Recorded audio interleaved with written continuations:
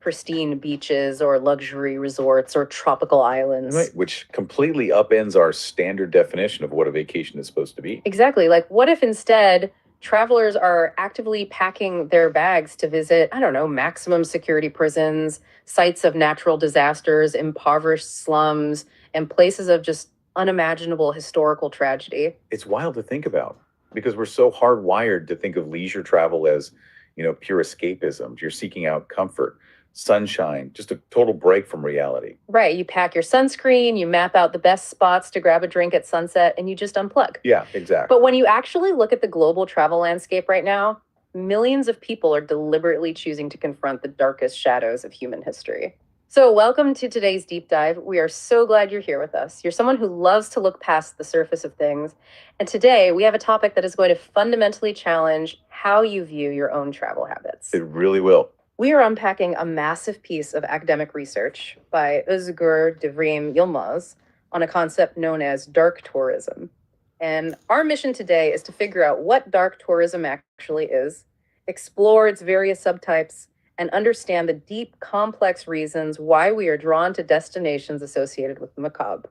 And it's such a phenomenal area of study because, on the surface, it makes zero sense. Right. Why spend your hard-earned money and your limited vacation days to go stand in a place of suffering? But when you peel back the layers, the drivers behind this phenomenon are deeply embedded in macroeconomics, the psychological need to process our own mortality, and, a collective global mandate to remember the past. Absolutely. And we are dealing with some sensitive historical subjects today, but our goal is to look at this through a highly analytical educational lens.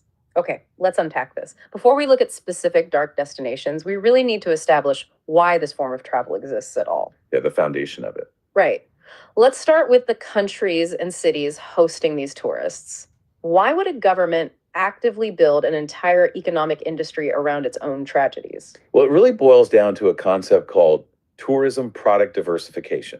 Okay. Think about the macroeconomics of a country that relies heavily on traditional sun and sea tourism.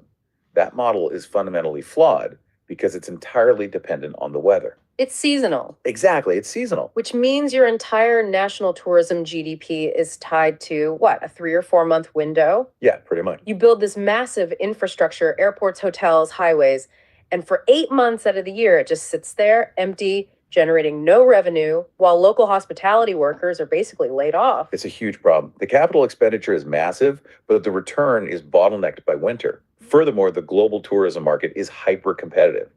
Almost every coastal nation has a beautiful beach. Right, a beach is a beach. Exactly. So to survive and gain a competitive advantage, countries absolutely must find a way to draw visitors year round. They have to diversify their portfolio. Yeah.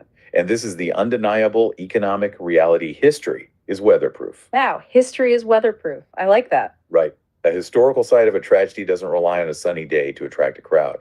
By developing these sites, countries transform their local history, even the most painful chapters, into a permanent, evergreen economic asset, one that provides steady jobs and revenue 365 days a year. That makes incredible sense from a supply perspective. You are monetizing the past to stabilize the future.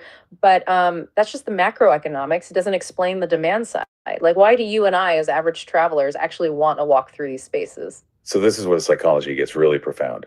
Academics like Lennon, Foley, and Seaton actually coined the term thanatourism to describe this. Thanatourism? Yeah, derived from thanatos, the Greek personification of death. The central mechanism here is that visiting these sites acts as a psychological safety valve. Think about it. In our modern industrialized lives, death and immense suffering are highly sanitized. Yeah, they really are. They happen behind closed doors, in hospitals, away from the public eye. We are incredibly disconnected from mortality compared to our ancestors. Oh, absolutely. So dark tourism provides a structured, contained environment for people to satisfy a deeply ingrained, almost evolutionary curiosity about the fragility of life. It's like the physical manifestation of our cultural obsession with true crime. Yes, that's exactly it. Because I think about why true crime podcasts or tragic historical novels are so massively popular. When you listen to a true crime story, you aren't doing it because you harbor some desire to be in actual danger. Right, of course not. You do it because it's a controlled way to explore the absolute darkest capabilities of human nature from the total safety of your own living room. It's like you are poking the monster through the cage. That is the perfect analogy. You are confronting the abyss, but you have the comfort of knowing you hold a return ticket. Right. It allows us to process collective grief, understand historical trauma, and ask ourselves, what would I have done in that situation? No. But with a physical and temporal distance that makes it manageable. Which sets up a really vital framing question for us as we navigate the rest of this deep dive.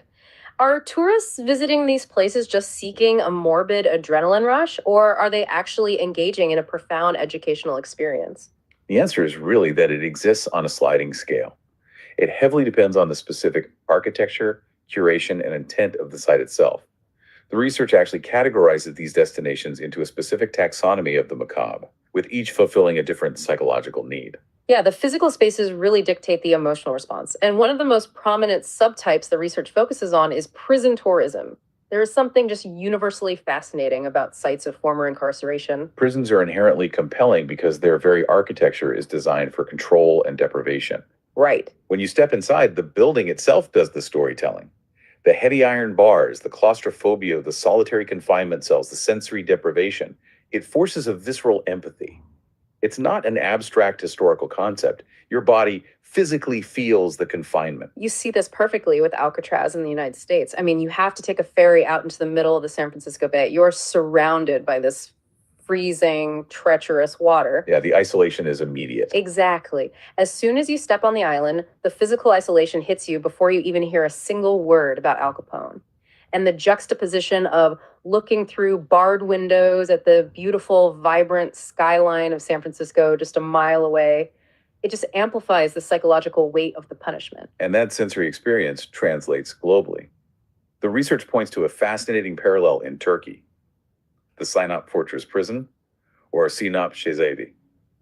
Historically, it was known as the Alcatraz of Turkey. Oh, wow. I didn't know that. Yeah, it was built within these massive, ancient defensive walls on a peninsula surrounded by the harsh waters of the Black Sea.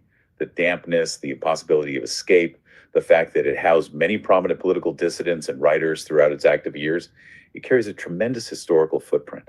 But the mechanism of transforming a place like Sinop Fortress or Alcatraz into a tourist site is what really intrigues me. You are taking a space explicitly built to exclude people from society and reversing its function entirely to invite the global public inside. It is a radical transformation of purpose. The state essentially decommissions the active site of punishment and reopens it as a museum. The dark mark on the nation's history is weaponized into an educational tool. That's a great way to put it. The public is invited to walk through the halls of justice, examine the penal systems of previous eras, and reflect on human rights. The entertainment value is certainly there, the intrigue of the inescapable prison, but it is heavily grounded in tangible, documented history. Now, that grounding in reality makes total sense to me for prison tourism. But the research also brings up another category that I genuinely struggle with, and that's ghost tourism. Oh, yes. I really have to push back here. Is taking a haunted house tour in a commercialized downtown really considered dark tourism? Or is it just a Halloween cash grab?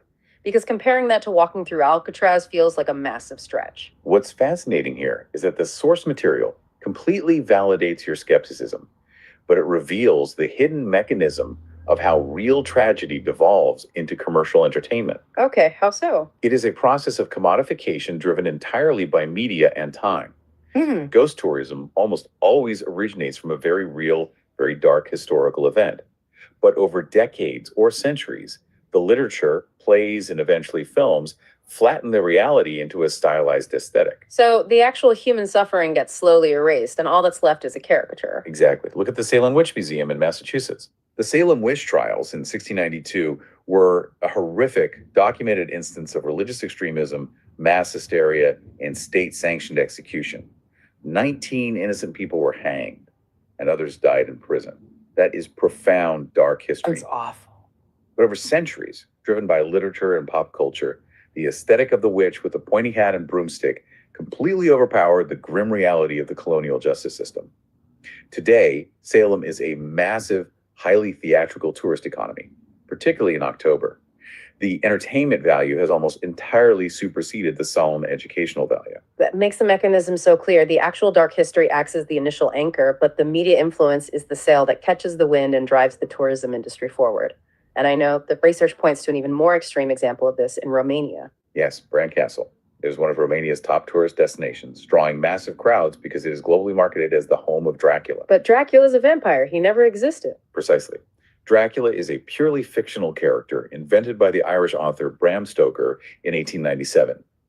Now, Stoker drew inspiration from a very real, very brutal 15th century ruler, Vlad the Impaler. Right, Vlad the Impaler. Yeah, he used horrific psychological warfare and mass impalement to defend Wallachia from the Ottoman Empire. The history of the region is incredibly bloody, but the millions of tourists flocking to Bran Castle aren't going there to study 15th century geopolitics. They are going because a piece of fictional media was so culturally pervasive that it materialized an entirely new, massive, dark tourism destination out of thin air. It's wild to think a 19th century Gothic novel basically invented an entire sector of a nation's tourism economy. But when you fast forward to today, that same media-driven phenomenon where a piece of entertainment shapes global travel patterns is pushing people toward much more modern and, frankly, much more complex realities. Yeah, it definitely is. Which brings us to poverty tourism. Poverty tourism, or slum tourism, is perhaps the most ethically fraught area explored in the research. This involves tourists visiting impoverished, often densely populated urban areas, primarily to observe the living conditions. And just like with Bran Castle, we see the undeniable power of modern pop culture acting as the catalyst. Pop culture again? Exactly.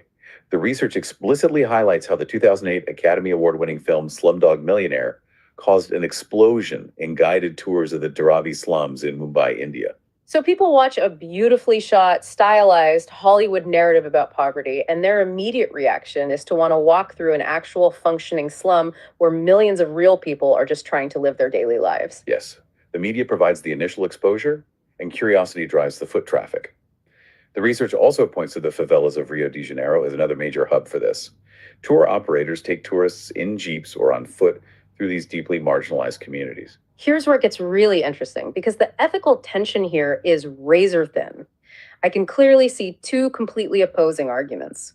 On the positive side, proponents argue that these tours bring much needed foreign currency directly into localized microeconomies. Right, they employ local guides. Yeah, tourists buy local crafts, and it strips away the invisibility of extreme poverty, forcing wealthy travelers to actually acknowledge global inequality. That's the optimistic view. But the counter argument is devastating. Isn't this just extreme, unregulated voyeurism? You have tourists with expensive DSLR cameras treating daily human hardship like a human zoo exhibit. That is the exact tightrope. The determining factor often lies in the architecture of the tour and the genuine intent of the traveler. Intent is huge. Are the proceeds actually staying in the community, funding local schools and infrastructure? Is the tourist there to understand the resilience and complex social fabric of Dharavi, which is actually a massive center for recycling and small-scale manufacturing? Or are they just looking to snap a gritty photo of someone else's misery to post online for social capital? The line between meaningful education and blatant exploitation in poverty tourism isn't just thin, it is constantly shifting based on who holds the camera. Absolutely. And that same tension over how we observe recent raw trauma leads directly into the next category: disaster tourism. Disaster tourism centers on travel to the sites of recent natural or man-made catastrophes. The research highlights major examples like the National September 11 Memorial in New York City, or the Ban Nam Kem Tsunami Memorial Park in Thailand, which honors the victims of the devastating 2004 Indian Ocean tsunami. How do architects and city planners possibly balance the desire of tourists to witness a site of historical magnitude with the immense agonizing respect owed to the victims, especially when the events are so recent that the survivors and families are still actively grieving? I mean, you can't just build a gift shop and call it a day. No, definitely not. It requires a masterclass in architectural psychology. Unlike ghost tourism, which leans into entertainment, or poverty tourism, which risks voyeurism, a disaster memorial must forcefully mediate the public's grief. Take the 9/11 memorial. The design by Michael Arad relies heavily on the concept of absence. Visitors descend to the exact footprints of the Twin Towers, which are now massive, plunging, reflecting pools. And the relentless sound of the cascading waterfalls is deliberately engineered to drown out the chaotic noise of the surrounding Manhattan traffic. So the physical space is actually forcing you to disconnect from the modern world and enter a state of solemnity. Exactly. The names of the nearly 3,000 victims are carved in bronze, and the water falls into a dark void in the center, that you cannot see the bottom of. Wow. The architecture physically manifests the feeling of a sudden, incomprehensible loss. The primary function of the site is to facilitate mourning and honor the dead. The tourism aspect is secondary. The millions of visitors who flock there are gently forced by the environment to lower their voices, reflect, and respect the gravity of the space. Which is a profound transition. We've moved from the highly mediated, almost entertaining experiences of historical ghost tours through the ethically complex observation of poverty and into spaces of curated solemnity. But the final subtype of dark tourism strips away all interpretation, all artistic mediation, and all entertainment.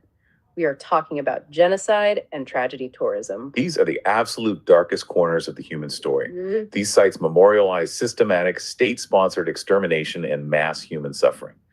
The research highlights destinations like Auschwitz-Birkenau, the former Nazi concentration and extermination camp in Poland, and the Srebrenica 110795 gallery in Bosnia and Herzegovina. And for anyone unfamiliar with Srebrenica, in July 1995, during the Bosnian War, over 8,000 Bosniak Muslim men and boys were systematically murdered in a town that had been designated a United Nations safe area. It was the worst atrocity on European soil since World War II. It was horrific. When you visit a gallery memorializing that, or when you walk through the gates of Auschwitz, you aren't a tourist anymore, are you? No, the entire paradigm of the visitor shifts. Yeah. You shed the identity of a tourist and you assume the responsibility of witness.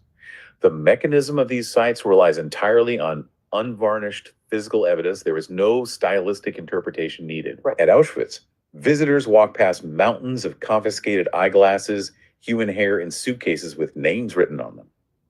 At the Srebrenica Gallery, visitors are surrounded by massive, haunting documentary photography and audiovisual archives that document the agonizing search for mass graves and the identification of remains. It is about removing the possibility of denial. Exactly. Because when you read a statistic in a history book, 6 million Jews or 8,000 Bosniaks, the human brain almost can't process the scale. It just becomes a number.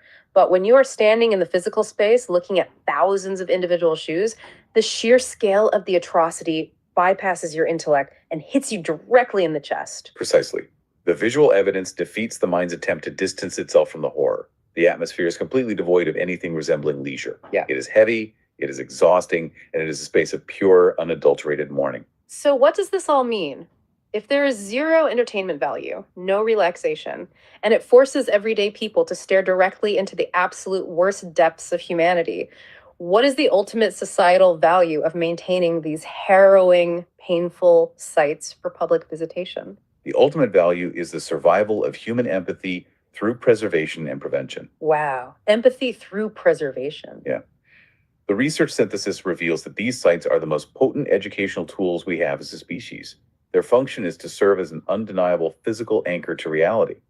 By maintaining the barracks, the gas chambers, the bullet holes in the walls, and inviting the global public to walk those grounds, we are actively ensuring that the scale of these atrocities is never forgotten, never denied by future generations, and most importantly, never repeated. Right. They are monuments to human empathy, built directly on the scorched earth of its absence. It is a truly heavy realization. The idea that by painstakingly preserving the absolute worst chapters of our past, we're trying to build a defense mechanism to protect the best possibilities of our future. And that perfectly loops back to the deep psychological drivers we discussed at the very beginning. We don't visit these specific sites for a thrill. We visit them out of a profound collective duty to bear witness. This has been an incredibly eye-opening journey through the mechanics of dark tourism. For you listening, we have covered massive ground today. We've seen how what looks like morbid curiosity is actually deeply functional. Absolutely. On a macroeconomic level, it is a vital tool for countries to diversify their tourism products and achieve year-round economic stability. Right. And we've explored the psychological safety valve it provides, allowing modern people to safely process their own mortality in the sanitized world. And we've navigated the complex physical spaces, from the architectural constraints of prisons like Alcatraz and Sinop to the media-driven commodification of Salem and Bran Castle. We've balanced the razor-thin ethics of observing poverty in Dharavi, felt the curated grief of disaster memorials like Ground Zero, and recognized the absolute necessity of preserving sites of genocide as unyielding evidence of history. It completely dismantles the traditional narrow definition of what it means to be a traveler. It really does.